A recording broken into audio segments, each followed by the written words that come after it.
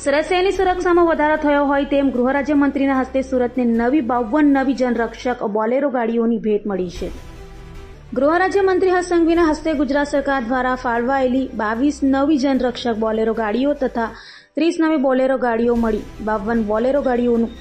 Police headquarter building ખાતેથી flag of કરાયું હતું। ગૃહમંત્રી સંઘવીએ સુરત પોલીસ કમિશનર સહિતનાઓની હાજરીમાં આ નવી જનરક્ષક બોલેરોને ફ્લેગ ઓફ કર્યું હતું।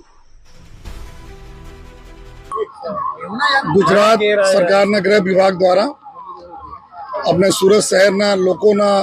सुरक्षा माटे जो पुलिसना हमारा जो एमटी विभाग है मोटर ट्रांसपोर्ट विभाग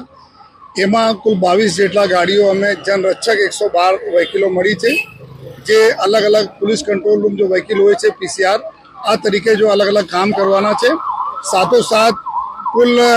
टोटल 30 जेटली नवी बोलेरो गाड़ी जो पुलिस स्टेशन पुरानी गाड़ी होती है एना अवेजी मળી છે। कुल 52 गाड़ियों आज थी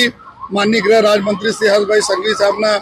वरद हस्ते फ्लेग ऑफ करवामां आवे अने अमारा सूरत शहरना पुलिस बेड़ा में आवीने तो सूरत शहरना